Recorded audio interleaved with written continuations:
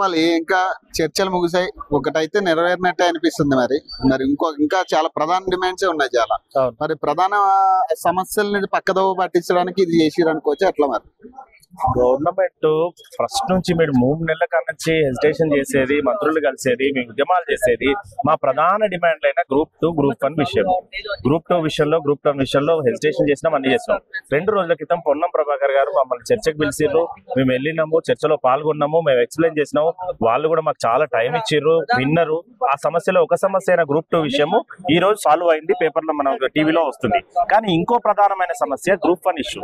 ఆ group 1 issue గురించి మేము ప్రస్తావించినప్పుడు పొన్నం ప్రభాకర్ గారి దగ్గర ఇది లీగల్ ఇష్యూ వస్తుందని కేవలం మేము దీన్ని ఆపినము అంటే ఇది చేయలేకపోయినాము, దీనివల్ల కోర్టులో కేసు పడి మొత్తం నోటిఫికేషన్ రద్దే అవకాశం ఉందనేసి మేము అనుకుని దీన్ని రేషియో పెంచకుండా ఆపినామంటే సార్కి మేము ఎక్స్ప్లెయిన్ చేసినాము.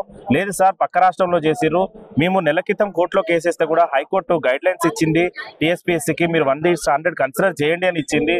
పక్క రాష్ట్రంలో చేసిర్రు, బోర్డు డైరెక్షన్ ఉంది, మీ సబార్డినేట్ రూల్స్ లోనే ఉంటది. రేషియో పెంచే అధికారము, తగ్గించే అధికారము, నోటిఫికేషన్ రద్దు చేసే అధికారం, ఏదైనా అధికారం ఉంటుంది సార్ అన్నాము. మీ దగ్గర ఉన్న ఎవిడెన్స్లు మొత్తం పొన్నం సార్కి ఇవ్వడం జరిగింది. సార్ మళ్ళీ మాట్లాడి చెప్తా అని చెప్పారు.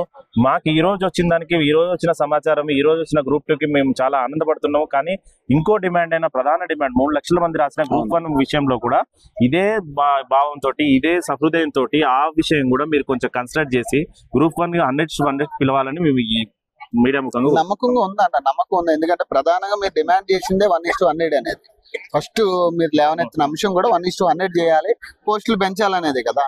మరి ఇప్పుడు అది మానేసి ఇప్పుడు వాళ్ళు ఓన్లీ ఒక డేట్ విషయంలోనే వాళ్ళు కన్సిడర్ చేసినట్టుగా కనపడుతుంది. మరి ఎట్లా, మరి వాటిని కన్సిడర్ చేస్తారా లేదా డిఎస్సి ఎగ్జామ్స్ లాగా వాటిని కూడా పక్కదోవ పట్టిస్తారా? అది గవర్నమెంట్ ఏం చేస్తుందో, మేము 2 డిమాండ్లు పోస్టులు పెంచాలి, వాయిదా వేయాలంటే పోస్టులు వాయిదా మాత్రమే ప్రకటించారు. పోస్టుల విషయం ఇంకా తెలియలేదు, గ్రూప్ 1 విషయం తెలియలేదు.